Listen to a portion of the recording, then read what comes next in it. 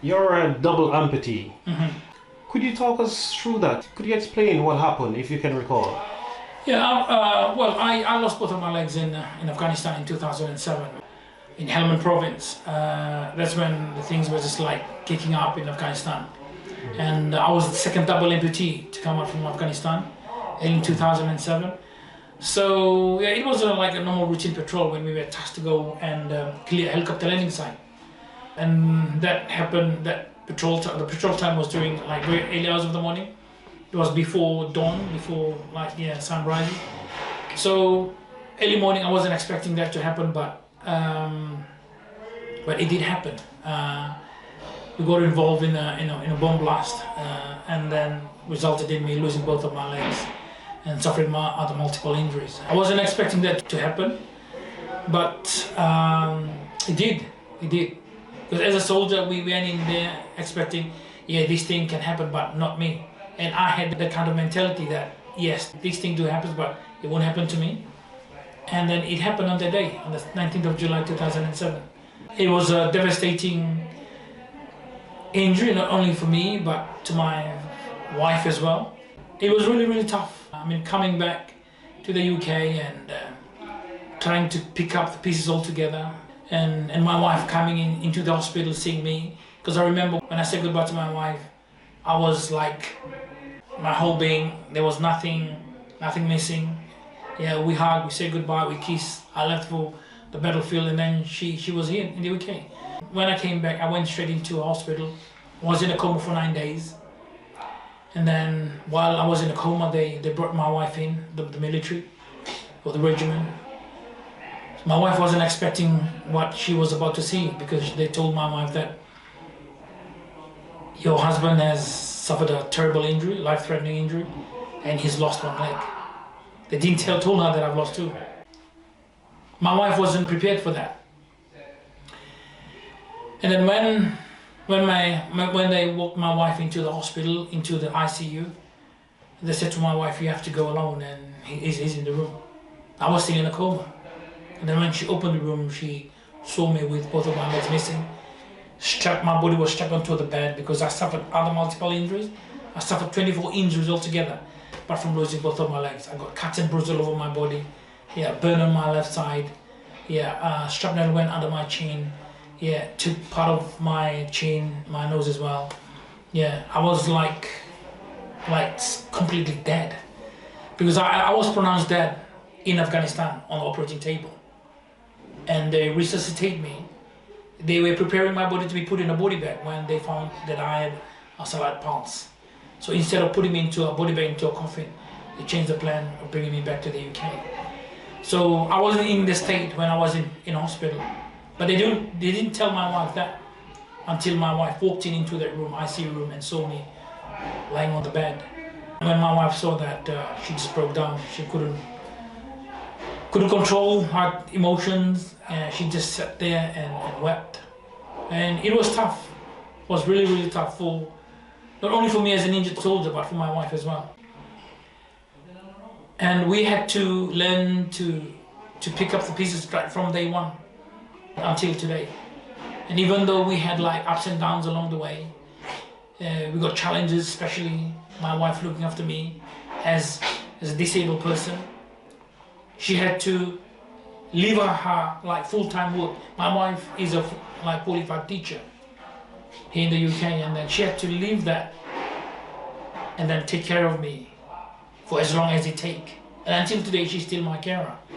And I would say that even though I had the support from the army and everything, but the support from my family, especially my wife, made the difference in my recovery. Because I remember some soldiers that suffer the same injury or like other injuries, the parents are just there, and the care that they get wasn't the same as, I would say, from my experience. I would say it was not the same as what I received from my wife, and that's why I said, like, without the support that I had right from day one, when my wife came into that hospital, but she didn't leave the hospital when she came in. She stayed with me during rehab, and then over the years, like when I was trying to cope with the injury, to cope with the disability, and then try to live and to live like a normal life. It wasn't easy. So even today, I still have to learn, and that's why I said earlier on that we go through ups and downs. It affected my family as well, affected our relationship, but we had to fight through that together. And I'm just so thankful to my wife, because if she wasn't there then, I wouldn't be here today by now. And plus, I thank God for His grace over our lives. Sorry, I had to do that a long. I don't know what to say to you just now, because a person been through all that you've been through, and you're here to tell the story.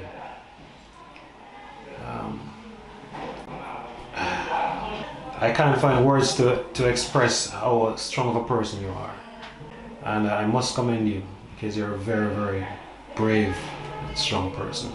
Thank you. So, how is life after your injury? Well, life after injury, it's never been the same. I went on and do other things. I didn't, even though I lost my legs in 2007, I didn't leave the army until 2016 because... Sorry, so what I meant, is that a case you had an injury and you were overcome the injury? No. Mm-hmm. I meant, how do you go about, because everything is new for you now, how do you deal with that?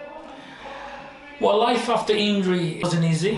It was a challenge. I had to go through so many things.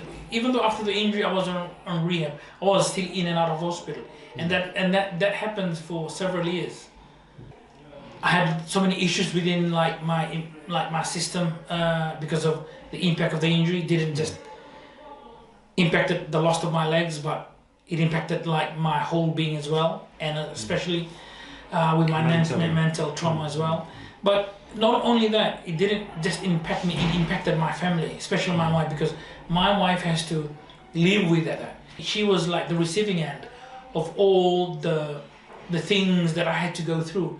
Sometimes when I'm feeling like, I would say when I'm not all up there, and then I just couldn't control myself, she was there receiving that.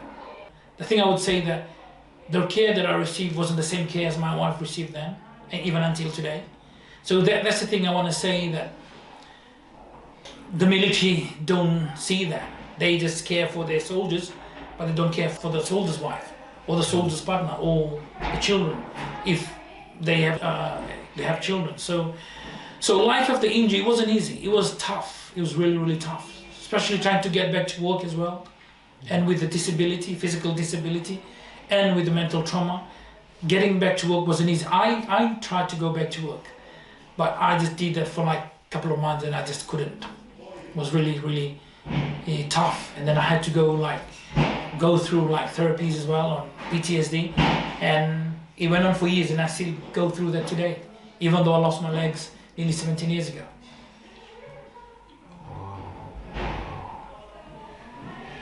Words aren't in my vocabulary to express my sympathy.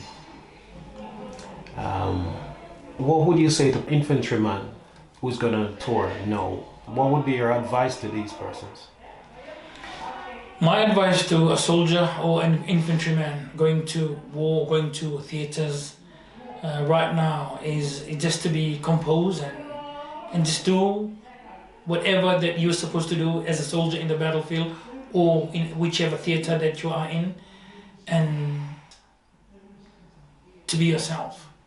We don't try to act as someone that you're the only person out there in the battlefield, because as a soldier we work as a team, and without the team behind you or beside you, you will have to, well, you will go through tough or struggle along the way.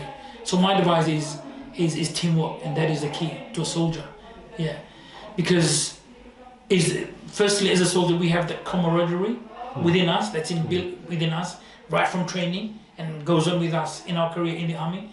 And that's the thing that is so special about us soldiers.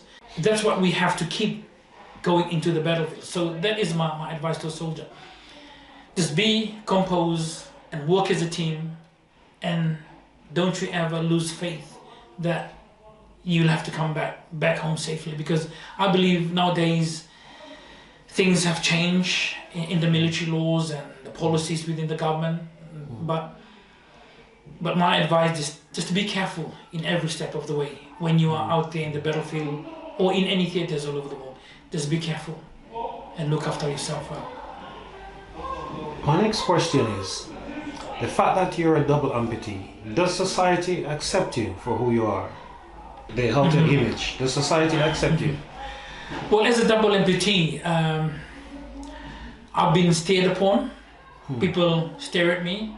People look at me in the city center, in public places. Because when I lost my legs, I didn't went from losing my legs straight into like prosthetic legs, and that was it. No, I had to go through like process for me to get used to the legs and get used to being an amputee or wear prosthetic legs. But to be accepted as an amputee, a double amputee, being accepted to society, I would say yes and no. Well, in the UK, yes, you are accepted being disabled, because the way the UK look at people with disability, I would say is very well accepted, but not all. But why I say that, because I see that in school, because I see disability people children that go to school, because my wife is a teacher, because I drop my wife there every day in colleges, in school where she go and teach, and I see people with disability, kids with disability go into schools. They may have challenges, but not as bad as other countries, like where I came from Fiji. Because me going to Fiji, my wife and I, people stare at us all the time. It is different from the UK. Fiji is still a developing country or a third world country. So to be accepted into society, I would say where I came from, originally from, I am not accepted where I came from. Maybe in the UK, but not my country of origin, which is Fiji. And when you get stared upon, how do you deal with it? When I get stared upon, or when my wife gets stared upon, because many times we hold hands when we walk around in Fiji or here in the UK. Here in the UK it's fine. The UK is different. People accept it. But in Fiji, where I'm originally from, it's not the same. People stare, but we just have to live with it. It's part of our lives. And it doesn't matter how many times we go back home to Fiji, we get stared upon. And to us, it's normal. Because we just tell ourselves that we just have to live with it, and that is it. What was the transitional period for you like after leaving the army? It wasn't that tough, because after losing my legs, I had to stay on for my rehab, and that's my wife and I were preparing for us to move into civilistry. It wasn't that hard to transit from being a soldier into civilistry. But the only challenge that I would say was the care for my prosthetic legs and the medical, because as a civilian, I didn't have the same treatment as I had when I was in the service. In the service, we get like everything first. You go in, you don't have to wait for appointment. You go in, get looked at, that's it. In the civilistry, I had to wait for weeks, sometimes months, to be looked at, and that is the problem that I would say not only me, but a lot of other amputees as a soldier or veterans. Not only amputee, but as a veteran, we face that when we go into the civilistry. I would say, from my personal opinion, we shouldn't be like waiting for queues. We should be like right in front of the queue as a serving or former soldier, because of our contribution and our service for Queen or King and country. If you didn't sustain these injuries that you have, and you were given a chance to rejoin, would you rejoin? If I was been given the chance to rejoin without the injury, or if I wasn't injured, I would rejoin. Yes. I must commend you. I would never want to put myself in your shoes because I wouldn't know how to deal with whatever you're going through. But this concludes our interview, sir. But I would like to express my deepest gratitude. Thank you. To you for your generosity as in taking time out to sit and have this conversation with us. More so, for your contribution to Queen and Country and King and Country. To all the countries that you have gone and served. My hats off to you. Thank you. My hats off to you. I don't think I could deal with what you have dealt with. Thank you, That's brilliant. Thomas. Okay, thank you. Thank you.